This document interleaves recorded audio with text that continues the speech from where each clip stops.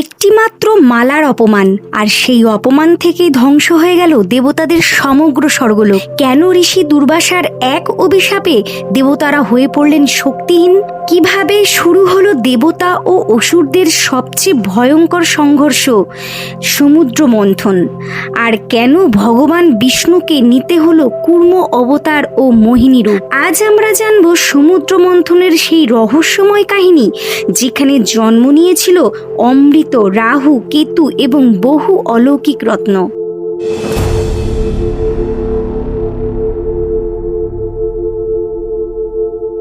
এই কাহিনীর শুরু হয় মহান ঋষি দুর্বাসা ঋষিকে নিয়ে। তিনি ছিলেন অসীম তপস্যা শক্তির অধিকারী, কিন্তু স্বভাবে অত্যন্ত ক্রোধী।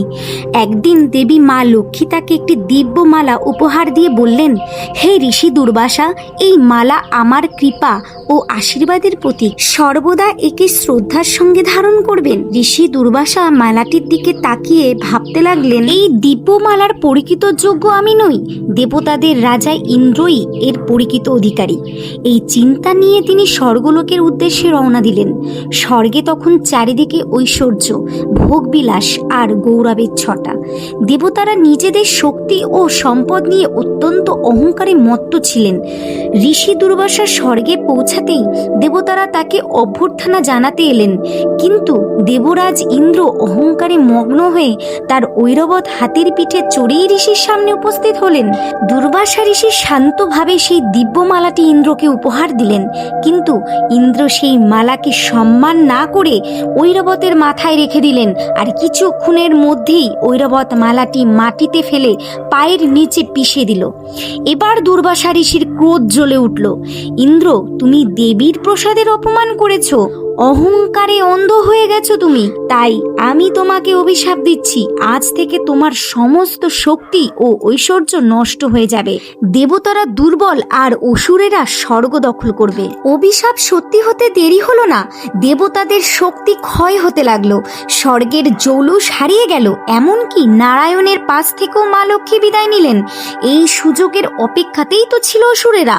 খবর পাওয়া মাত্র তারা স্বর্গে আক্রমণ করলো, ভয়ঙ্কর যুদ্ধ শুরু হলো, কিন্তু শক্তিহীন দেবতারা একে একে পরাজিত হতে লাগলেন।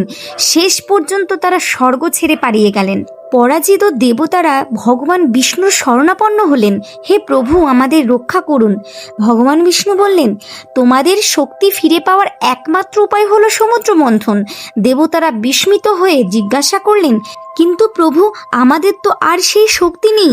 বিষ্ণু বললেন, তাই অসুরদের সাহায্য নিতে হবে। তাদের বলো, সমুদ্র মন্থন থেকে অমৃত বের হবে, যে অমৃত পান করবে সে অমর হয়ে যাবে। এরপর দেবতারা পাতাল লোকে অসুররাজ মহাবলীর কাছে গেলেন। অমৃতের কথা শুনে অসুররাও রাজি হয়ে গেল। সমুদ্র মন্থনের জন্য মরুণাঞ্চল পর্বতকে বানানো হলো মন্থনের দণ্ড, আর বাসুকী নাগকে বানানো হলো রশি। দেবতারা ধরলেন বাসুকীর লেজ, আর অসুর ধরল তার মুখ। শুরু হলো মহা সমুদ্র মন্থন, কিন্তু কিছুক্ষণের মধ্যেই বিশাল মরুণাচল পর্বত সমুদ্রে ডুবে যেতে লাগলো। তখন ভগবান বিষ্ণু নিলেন তার দ্বিতীয় অবতার, কুর্ম অবতার, এবং বিশাল কচ্ছপের রূপ। তিনি সমুদ্রের তলায় গিয়ে নিজের পিঠে সেই পর্বতকে ধারণ করলেন। সমুদ্র মন্থন থেকে একে একে প্রকাশ পেল বহু দিব্য রত্ন। প্রথমে বের হলো ভয়ঙ্কর হলাহল বিষ, তার তেজে সমগ্র সৃষ্টি ধ্বংস হয়ে যেতে পারত। সকলকে রক্ষা করার জন্য এগিয়ে এলো শিব এবং পান করলো সেই বিষ। এরপর বের হলো কামধেনু গাভী, উচ্চশ্রবা অশ্ব, ঐরাবত হাতি, কৌস্তবমণি, কল্পবৃক্ষ, অপ্সরা, মা লক্ষ্মী, বারুণী, চন্দ্রদেব, শঙ্খ, সারঙ্গধনুক, এবং শেষে প্রকাশ পেলেন ধন্বন্তরী দেব। তার হাতে ছিল অমৃতের কলস। অমৃত দেখেই দেবতা ও অসুরদের মধ্যে শুরু হয়ে গেল ভয়ঙ্কর সংঘর্ষ। অসুরেরা জোর করে অমৃত ছিনিয়ে নিল। তখন ভগবান বিষ্ণু ধারণ করলেন এক অপরূপ সুন্দরী নারীর রূপ, মোহিনী রূপ। অসুরেরা তার সৌন্দর্যে এতটাই মোহিত হয়ে পড়ল যে তারা অমৃতের কলস মোহিনীর হাতে তুলে দিল। মোহিনী দেবতা ও অসুরদের আলাদা বসিয়ে অমৃত বিতরণ শুরু করলেন, কিন্তু তিনি গোপনে শুধু দেবতাদেরই অমৃত পান করাতে লাগলেন।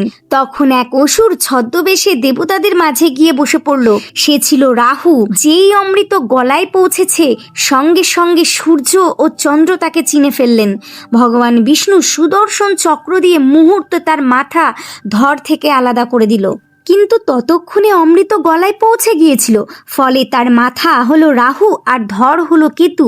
এইভাবেই ভগবান বিষ্ণু কূর্ম অবতার ও মোহিনী রূপ ধারণ করে সমুদ্র মন্থন সম্পূর্ণ করেন এবং দেবতাদের রক্ষা করেন। কিন্তু এরপর এমন এক সময় এলো যখন সমগ্র পৃথিবী অন্ধকারে ডুবে গেল, আর তখন ভগবান বিষ্ণুকে নিতে হলো তার তৃতীয় অবতার।